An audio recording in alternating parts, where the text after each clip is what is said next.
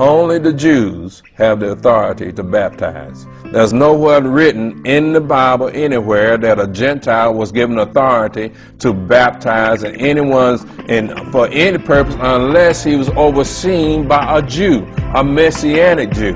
All right? Now, we see where Paul sent letters to Timothy and sent letters to Titus, giving them instructions. And we also know that Paul set up those 7 churches that the book of Revelation speaks of.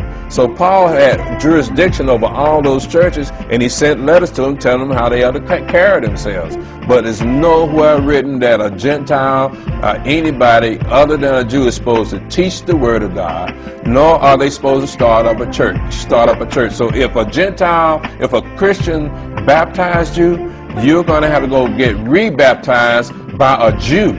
Because the Jews were doing the baptizing in those days, okay, not Christians. Okay, well, let me ask you this, and just for the clarity of the audience, because a lot of people have like they're confused things, and a lot of times we say things and we understand, but other folks might not understand. Now, when you say Jews, are you just saying those that are of Benjamin, Levi, and Judah can only baptize, or they have to be a Hebrew Israelite? They have to baptize.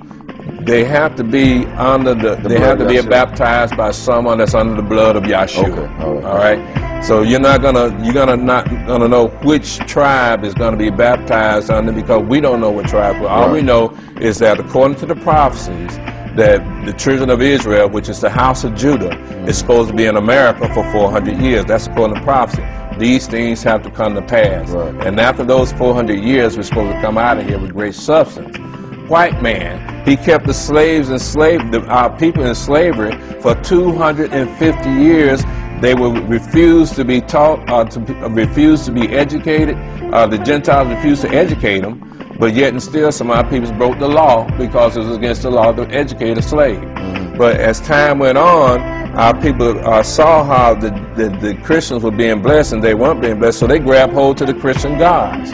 So now they can't turn their gods loose, even though, according to what's written in this book, there's nowhere written that a white man, all right, that's who Gentiles are, white men, not black people. White men are not supposed to teach the Word of God.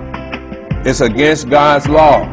All right? They are not supposed to teach this word, nor are they supposed to start up a church. There's no such thing as a Christian church written in this book.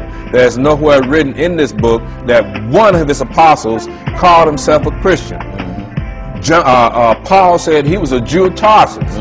Peter said it's against our law for a Jew to go into a people of another nation. So they were identifying themselves as Jews and not Christians. And if you don't read the book, that will slip right by you, because you're going to hear pastors saying that everybody in here was a Christian, and that's a lie. Okay, so what we have that Gentiles have, just like according to Romans 9, they don't have no authority to deal with this book at all. They have no authority whatsoever. And if you got a white preacher, and then even if the white man, if he has not been baptized by one of us, he cannot do what he's doing. They mislead the people. Okay. And that's really sad, because that's what this is about. Right. It's